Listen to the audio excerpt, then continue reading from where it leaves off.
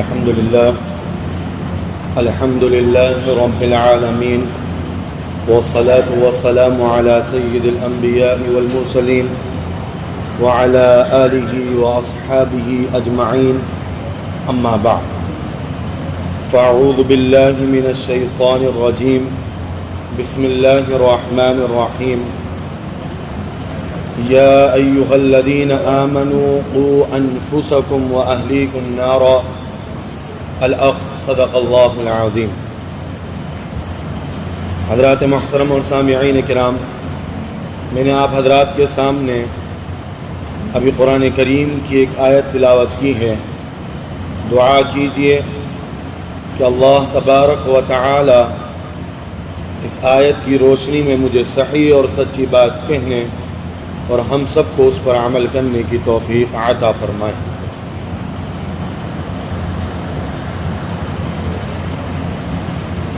اللہ تبارک و تعالی نے کئی ساری مخلوقات کو پیدا کیا ہے، یعنی ساری چیزوں کا پیدا کرنے والا کون ہے؟ اللہ ہے۔ ساری چیز کے نظام کو بنانے والا، سب کچھ پیدا کرنے والا، ساری جتنی بھی مخلوقات ہیں وہ سب کی سب کس کی پیدا کی ہوئی ہیں؟ اللہ کی۔ سب کچھ، دنیا کی کوئی چیز ایسی نہیں ہے، حتیٰ کہ دنیا کے علاوہ بھی اور دنیا کے اندر بھی کوئی چیز ایسی نہیں ہے کہ جو اللہ کی پیدا نہ کی گئی ہو۔ سب کو اللہ نے پیدا کیا ہے، سب کچھ اللہ نے پیدا کیا ہے۔ دنیا میں کئی مخلوقات اللہ نے بنائی ہیں، اور ان تمام مخلوقات میں سب سے بہتر مخلوق کون سی ہے؟ کیا ہے؟ انسان۔ سب سے بہتر مخلوق کون سی ہے؟ انسان ہے۔ اللہ نے سب سے بہتر اگر تمام مخلوق کے اندر کسی کو بنایا ہے تو وہ حضرت انسان کو بنایا ہے،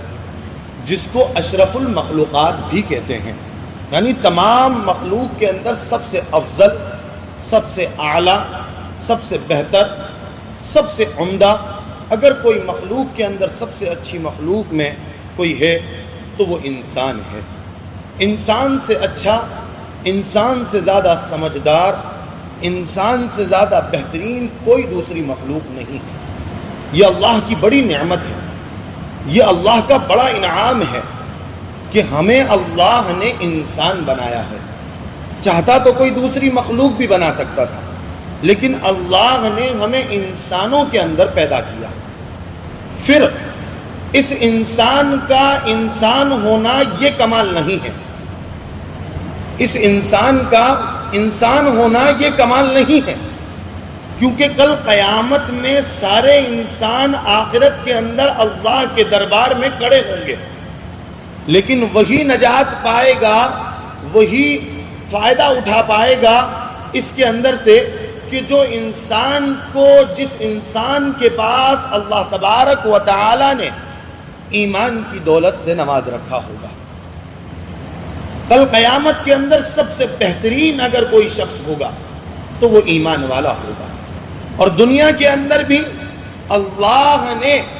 جتنی بھی انسانوں کو بنایا ہے،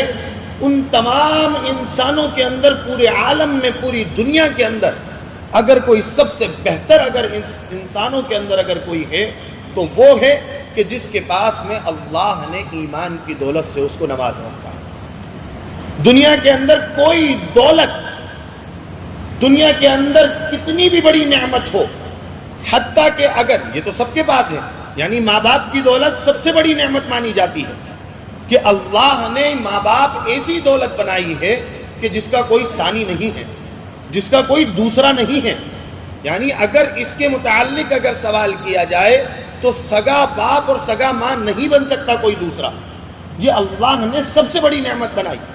لیکن یہ نعمت بھی بعد میں ہے۔ اگر سب سے بڑی نعمت اگر ماں باپ سے بڑھ کر بھی، خاندان کے علاوہ بھی، یعنی ساری دنیا کی نعمت اس کے پاس موجود ہے، لیکن اگر کسی کے پاس، کسی کہنے والے نے یہ کہا، حتیٰ کہ اس کی مثال کو مولانا حضرت الیاس گمن صاحب وہ اکثر اس بات کو کہا کرتے ہیں کہ ایک شخص کے پاس پوری دنیا کی بادشاہت ہے، پوری دنیا کی بادشاہت ہے، ہر چیز کے اوپر اس کی حکمرانی ہے، ہر چیز کے اوپر اس کا حکم چلتا ہے، اس کا زور چلتا ہے، اس کی طاقت چلتی ہے، اس کی پاور چلتی ہے. وہ دنیا کے اندر اپنی جو چیز منوانا چاہے وہ منوا سکتا ہے. وہ اپنی بات کو اگر کہے تو اس کی بات کے کہنے میں دیر ہو سکتی ہے کہ فوراً اس کی بات قبول ہو جاتی ہے. وہ دنیا کے اوپر ڈنکے کی طور پر راج کرتا ہے. ساری حکومت اس کے پاس، سارا پیسہ اس کے پاس، ساری دولت اس کے پاس، ہر چیز دنیا کی تمام نعمتیں اللہ نے اس کو میسر کر رکھی ہے. ساری چیزوں کے اوپر اس کی اللہ نے اس کے اوپر حکمرانی دے رکھی ہے. لیکن اسی کے متعلق اگر یہ کہا جائے کہ اللہ نے ان تمام نعمتوں کے ساتھ میں صرف ایک نعمت اس سے چھین رکھی ہے، وہ نعمت یہ ہے کہ اللہ نے اس کو ایمان کی دولت سے نہیں نواز رکھا، تو یقین مانیے گا کہ وہ دنیا کے اندر بھی اگر دیکھنے والی نظر ہو تو وہ دنیا کے اندر بھی سب سے غریب،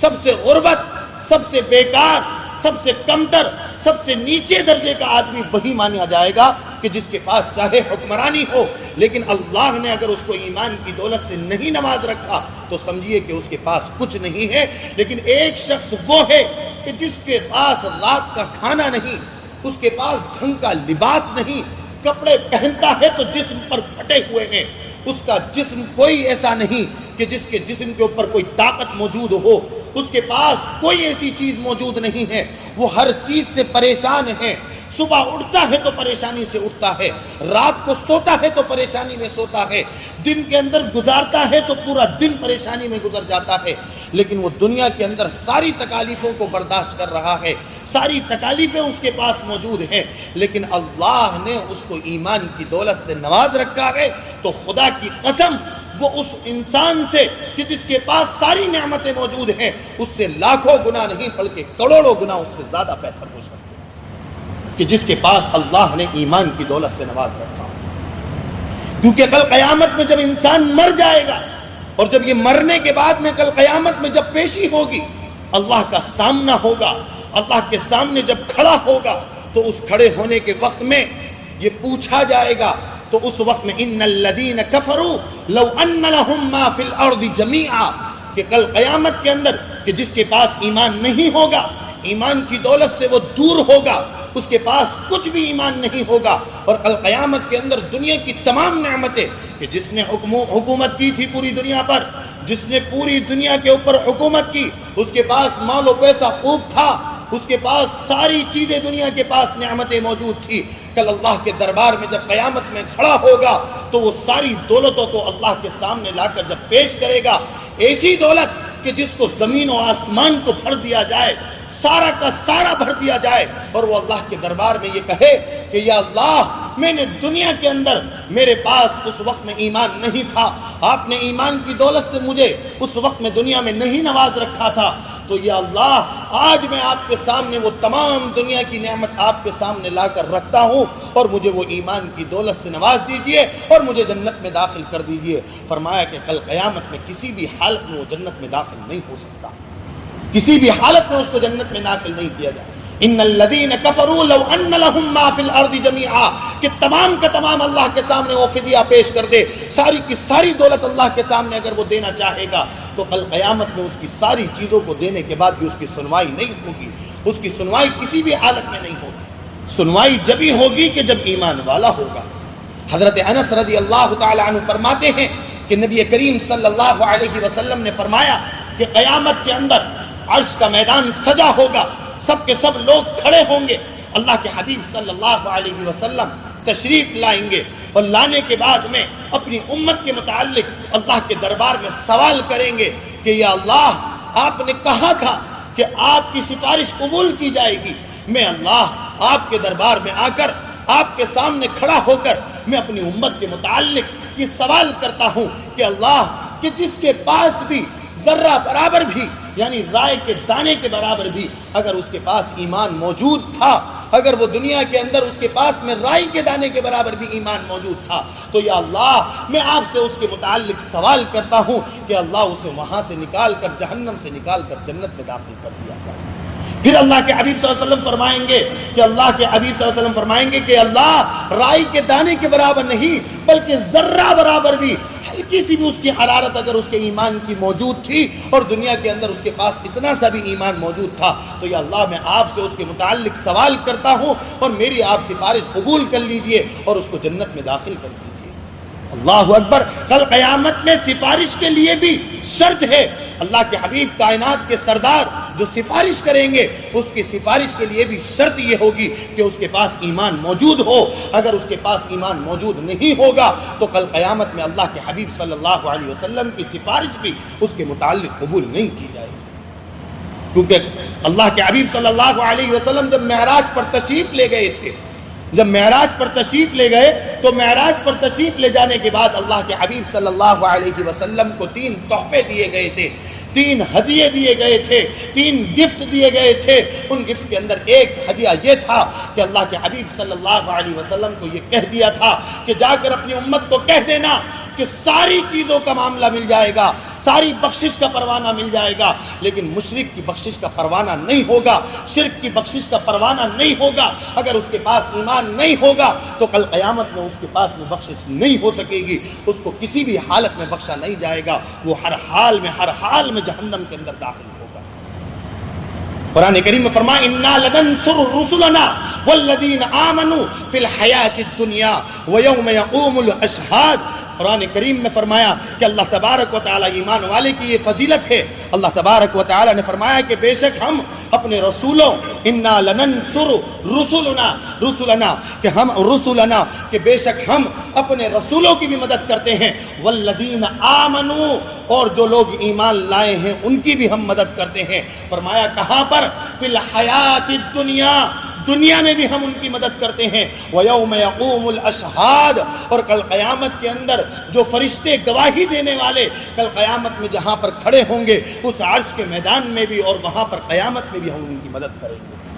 اس کی مدد کرنے کے اندر کیا شرط ہوگی؟ کہ ایمان اس کے دل کے اندر موجود ہونا چاہیے۔ اگر ایمان نہیں ہوگا تو پھر کسی بھی حالت میں اس کی مدد نہیں کی جا سکتی، کسی بھی حالت میں اس کی مدد نہیں ہوگی۔ وَالَّذِينَ آمَنُوا أَشَدُّ حُبًّا لِلَّهِ قرآن کریم میں فرمایا کہ ایمان والا وہ ہے کہ جو اللہ سے بے انتہا محبت کرتا ہو، اللہ کے لیے اس کے دل کے اندر بڑی محبت ہو۔ اور حدیث کے اندر آتا ہے اللہ کے حبیب صلی اللہ علیہ وسلم نے فرمایا کہ وہ شخص کامل ایمان والا نہیں ہو سکتا، اس کا ایمان مکمل نہیں ہو سکتا، اس کا ایمان پورے طور پر کامل نہیں ہو سکتا کہ جس کے دل کے اندر اللہ اور اس کے رسول کی محبت اس کے ماں باپ اور اس کے رشتہ داروں سے زیادہ نہ ہو۔ اگر اس کے ماں باپ اور رشتہ داروں سے زیادہ اگر وہ اپنے اللہ اور اس کے رسول سے محبت نہیں کرتا تو اس کے دل کے اندر ایمان کی اس کا ایمان مکمل نہیں ہو سکتا، وہ شخص کامل ایمان والا نہیں ہو سکتا۔ ایمان یہ اللہ کی بڑی دولت ہے، بڑی نعمت ہے، اس سے بڑھ کر دنیا میں کوئی نعمت نہیں ہے۔ یہ اللہ کا بڑا احسان ماننا چاہیے، اللہ کا ہمیں شکر ادا کرنا چاہیے، ہر وقت اپنی دعاؤں کے اندر اس بات کو ہاتھ اٹھا کر دعا کرنا چاہیے کہ اللہ آپ نے ہمیں جو یہ ایمان کی دولت سے نوازا ہے، کہیں ایسا نہ ہو کہ میری حالت اس وقت میں جب مرنے کی آئے، میرا موت کا آخری وقت ہو اور اس وقت میں کہیں ایسا نہ ہو کہ میرے پاس سے یہ ایمان کی دولت ختم ہو جائے، ایسا میرے ساتھ میں نہ کیجئے گا۔ روزانہ اس متعلق اگر صبح شام چلتے پھرتے انسان اگر یہ دعا کرے تو یہ دعا بالکل کم ہے۔ وہ ہمیشہ اپنی دعاؤں کے اندر اس بات کو کہ اللہ جب تک زندہ رکھ، ایمان پر زندہ رکھ، جب خاتمہ ہو تو ایمان کی حالت میں ہو، جب میں یہاں سے نکلوں، جب میں اس دنیا سے جاؤں تو اس وقت میں جاؤں کہ میرے سینے کے اندر، میرے دل کے اندر ایمان موجود ہو۔ کیا معاملہ ہو، کتنا سخت مسئلہ ہوگا کہ ایک شخص اپنے گھر کے اندر ایمان والے کے گھر کے اندر پیدا ہوتا ہو اور اس کی ولادت ایسے گھر میں ہوئی ہو کہ جہاں پر روزانہ نماز پڑھی جاتی ہو، جہاں پر روزانہ صدائیں جب اذان کی لگتی ہیں تو اس وقت میں اس گھر سے لوگ نماز کے لیے نکلا کرتے ہوں اور نماز کے لیے جایا کرتے ہوں، اور اسی گھر کے اندر کوئی ایسا شخص موجود ہو جائے یا آنے والے وقت کے اندر کوئی چیز ایسی آ جائے کہ جس کی بنیاد پر اسی گھر کے اندر یا اس شخص نے کہ جس نے ایمان کی حالت میں اپنے آپ کو اللہ تبارک و تعالی نے اس کو ایمان کی دولت سے نوازا ہو، اور پھر اس کے بعد میں آنے والا وقت اس کا ایسا آ جائے کہ اس حالت میں وہ چلا جائے کہ جس کے وقت میں اس کے پاس پاس میں ایمان نہ ہو، کتنے بڑے خسارے کی بات ہے، کتنے بڑے خسارے کی بات ہے۔ لیکن یاد رکھیے گا اس کی ذمہ داری کے متعلق ماں باپ کی بڑی ذمہ داری ہے، بڑی ذمہ داری ہے۔ ماں باپ اگر کمزور ہیں، رشتہ دار اگر کمزور ہیں، گھر والے اگر کمزور ہیں، تو یاد رکھیے گا کہ ہمیشہ یہ معاملات ہمیں دیکھنے کو ملتے رہیں گے اور آگے چل کر یہ حالات آتے چلے جائیں گے۔ اور ماں باپ بھی کس معاملے میں نگہبانی ہو کہ جب تک گھر کا ماحول دین کا نہیں ہوگا، جب تک گھر کے اندر دین کا ماحول نہیں ہوگا، جب تک اللہ اور اس کے رسول کی سنتوں اور احکام کو پورا نہیں کیا جائے گا، حالات اگر آپ سوچیں کہ قابو کرنا چاہیں قابو نہیں کر سکتے، حالات بگڑتے اور بدلتے ہی چلے جائیں گے اور خراب ہوتے چلے جائیں گے۔ اس کے لیے یہ ضروری ہے کہ اللہ کے احکام کو پورا کیا جائے، اللہ کے رسول کی سنتوں کو زندہ کیا جائے، گھر کے ماحول کو دیندار بنایا جائے۔ گھر کے ماحول جب دیندار نہیں ہوتے ہیں، گھر کے ماحولوں میں اگر وہاں پر عیاشیاں، فحاشی، اس کے علاوہ برائیاں، اس کے علاوہ ناچ گانے، اس گھر کے اندر اگر وہاں پر سیریل دیکھنے کا مزاج ہو، باپ بیٹھا ہے، ماں بیٹھی ہے، رات میں سب سو رہے ہیں، ایک کمرے میں باپ بھی لیٹا ہے، ایک کمرے میں ماں بھی لیٹی ہے، اور ایک کمرے کے اندر وہی بیٹیاں بھی لیٹی ہیں، سامنے ٹی وی چل رہا ہے، باپ بھی اس ٹی وی کو دیکھتا ہے، ماں بھی اس ٹی وی کو دیکھ رہی ہے، بچے اور بچیاں بھی اس ٹی وی کو دیکھ رہی ہیں، وہاں پر گندی گندی چیزیں آ رہی ہیں۔ باپ اس وقت میں صرف اتنا سا کر دیتا ہے اگر تھوڑا سا غیرت مند ہو، ورنہ وہ بھی نہیں کرتا کہ اس جگہ سے ہٹا کر اس ریموٹ کو ادھر سے پلٹ کر ادھر کر دے گا یا چینل کو چینج کر دے گا۔ اس کے علاوہ اس کی غیرت نہیں مانتی کہ یہ کیا چیز آئی تھی کہ میری بیٹی نے دیکھا، یہ کیا چیز آئی تھی کہ میرے بیٹے نے دیکھا۔ کہ سارے ماحول کا اثر کہاں سے آتا ہے؟ یہ خود ہم پیدا کرتے ہیں، کہ ساری برائیاں ہم لاتے ہیں چھوٹے چھوٹے بچوں کے ہاتھوں میں۔ آج معصوم بچوں کے ہاتھوں میں آپ محلے کا سروے کیجئے، شہر کا سروے کیجئے،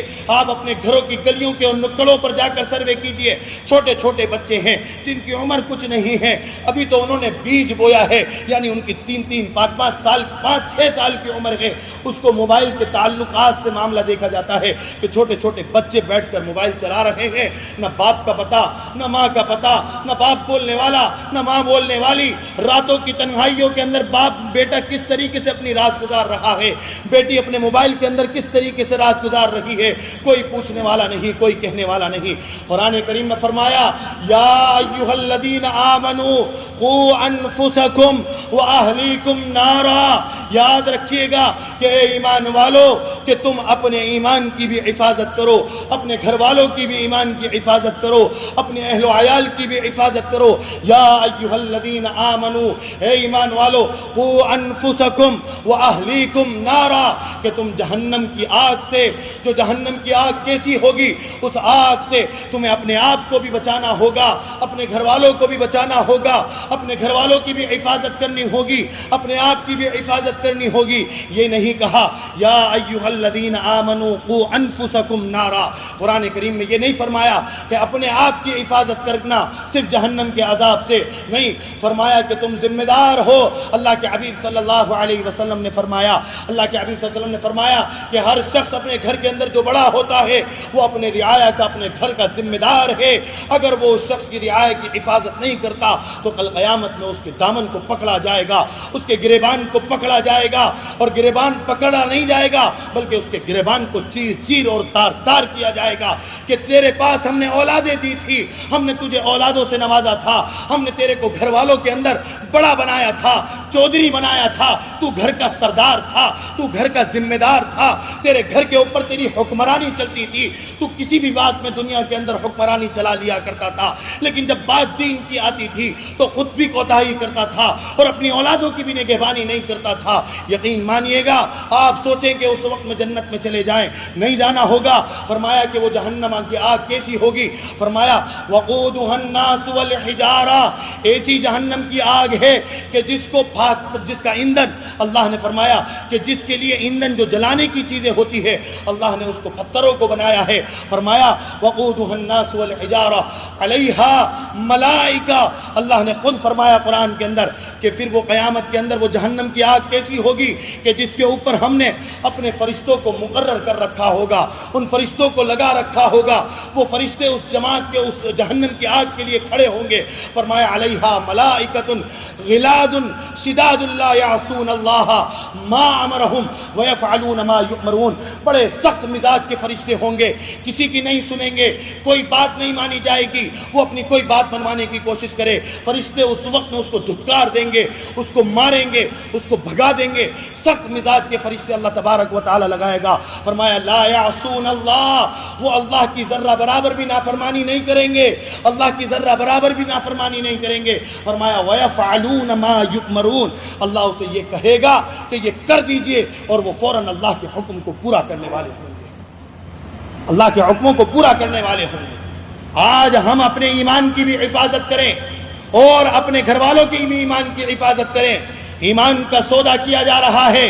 کئی ایسی چیزیں اور پروپیگنڈا اور کئی ایسی پلاننگیں اور کئی ایسی حرکتیں کی جا رہی ہیں کہ جن کا ہمیں معلوم بھی نہیں ہے۔ ہم سب واقف ہیں، معلوم کیا نہیں ہے، آج سب موبائل چلاتے ہیں، سب کو پتا ہے یہ ہو رہا ہے، اس وجہ سے ہو رہا ہے، لیکن ہماری تو عادت اتنی گندی ہو گئی ہے۔ مسلمان کا معاشرہ ایسا ہو چکا ہے، جہاں لکھا ہو کہ موتنا منع ہے وہاں جا کر ضرور موتے گا، جہاں لکھنا ہو تھوکنا منع ہے وہاں ضرور تھوکے گا، جہاں لکھا ہو کہ پیشاب کرنا منع ہے وہاں پر ضرور پیشاب کرے گا، جہاں لکھا ہو کہ کوڑا ڈالنا منع ہے وہاں ضرور کوڑا ڈالے گا۔ جب مسلمانوں کو بتا دیا گیا، سب کچھ بات معلوم ہے، ساری چیزیں اس کے پاس میں موجود ہے کہ یہ ساری چیزیں کی جا رہی ہیں، یہ ساری پلاننگ ہو رہی ہے، ہمارے ایمان کا سودا کیا جا رہا ہے، ہمارے ایمان کے ساتھ میں کھلواڑ کیا جا رہا ہے، ہمارے اوپر ٹارگیٹ کیا جا رہا ہے۔ اس کے بعد بھی مسلمان سو رہا ہے، خواب غفلت میں ہے، غفلت کے خواب دیکھتا جا رہا ہے، کوئی اسے کوئی پرواہ نہیں، بیدار ہونے کو تیار نہیں ہے،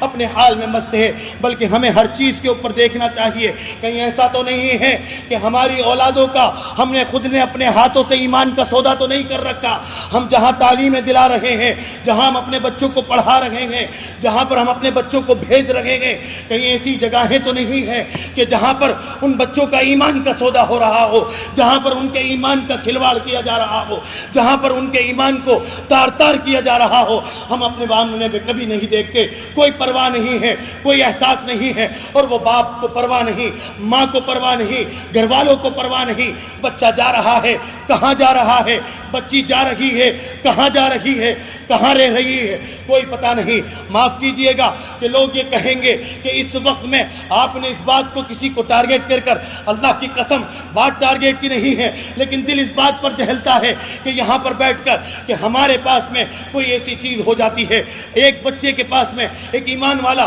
خدا کی قسم کسی کا یتیم باپ مر جائے، ماں مر جائے، اگر وہ یتیم ہو جائے اس کا اتنا دکھ نہیں ہے، اگر وہ بچہ بغیر باپ کا ہے، اگر بغیر ماں کا ہے، خدا کی قسم اس کا کوئی پرواہ نہیں، اس کا کوئی مسئلہ نہیں۔ اگر وہ بچے کے پاس میں کوئی موجود نہیں ہے وہ پھر بھی صحیح ہے، وہ سب کچھ موجود ہے، لیکن اگر کسی کے پاس سے ایمان چلا جائے، کسی کے پاس ایمان نہ ہو اور ایمان والا پاس میں بیٹھ کر اگر اس کو اس کا احساس نہ ہو تو اس سے زیادہ اور کیا شرم کی بات ہوگی۔ وہ ڈر ہے جو آپ لوگوں کو بتانا چاہتا ہوں کہ کہیں ایسا نہ ہو کہ آج یہ ہو گیا، وہ بھی ہماری بیٹی ہے، وہ بھی ہماری بہن ہے، وہ بھی ہماری لگتے جگر ہے، وہ بھی ہمارے سینے کا ٹکڑا ہے، وہ آج چلی گئی، کہیں ایسا نہ ہو کہ میرے گھر کے گریبان میں کوئی اپنا ہی دامن پکڑ کر مجھے چھوڑ کر چلی جائے، میری بیٹی مجھے دامن پر پکڑ کر کہیں چھوڑ کر نہ چلی جائے۔ اس لیے میں آپ سے نگہبانی کے طور پر، آپ کو جگانے کے طور پر یہ بات کہہ رہا ہوں، اللہ کے واسطے، اللہ کے واسطے، اللہ کے واسطے، آپ اپنے تعلق سے بچے کو جو بھی کرتے ہیں، لیکن خدا کی قسم ان کے ایمان کا سودا نہ کریں، ان کے ایمان کا سودا نہ کریں۔ اگر وہ ایمان سے چلی گئی، یاد رکھیے گا، آپ سوچتے ہوں، آپ کے دل میں یہ خیال ہو کہ آپ اس وقت میں جنت میں چلے جائیں گے، کسی کا باپ، کوئی شخص آپ کو جنت میں لے جانے والا نہیں ہوگا۔ آپ نے اس بچی کے اور اس بچے کی زندگی کو برباد کیا ہے۔ آپ چاہتے تو اپنے گھر کے ماحول کو دیندار بناتے، ان کو دیندار رکھتے، ان کو اس حالت میں رکھتے، لیکن کیا ہو رہا ہے؟ اس لیے آپ حضرات سے بڑی عاجزانہ درخواست ہے، ہاتھ جوڑ کر درخواست کرتا ہوں، اللہ کے واسطے ایمان کا سودا نہ کرائیے، ایسی جگہ پر تعلیم دلائیے۔ میں خاص طور پر کسی کو خاص طور پر ٹارگیٹ نہیں کر رہا، لیکن آپ خاص طور پر ایسی جگہ پر تعلیم دلائیے، ایسی جگہ پر تعلیم ضرور دلائیے کہ جہاں پر آپ کو اس بات کا احساس ہونا چاہیے کہ میری بچے اور میرے بچی کا ایمان کا سودا نہ ہو رہا۔ ایمان کا سودا نہ ہو رہا ہو، کم سے کم اس بات میں گریبان میں جھانک کر اپنی اولادوں کے متعلق، اب وہ کہیں پر بھی ہو، وہ سب آپ جانتے ہیں، ساری جگہ جانتے ہیں۔ میں تو منع کرتا ہوں جہاں اختلاط ہو، جہاں ایک ساتھ میں بیٹھنا اٹھنا ہو اور وہاں پر ایمان کا سودا نہ ہو، ایمان کا سودا ہو رہا ہو، آپ ایسی جگہ سے تعلیم سے، وہ تعلیم بھی فتنہ ہے، وہ تعلیم بھی تکلیف والی ہے کہ جس تعلیم کے اندر اس طریقے کا معاملہ ہو رہا۔ اللہ کے لیے آپ ایسا سوچئے، وقت ہوتا ہے، آپ کم سے کم سوچئے، بہت بڑا صدمہ ہے،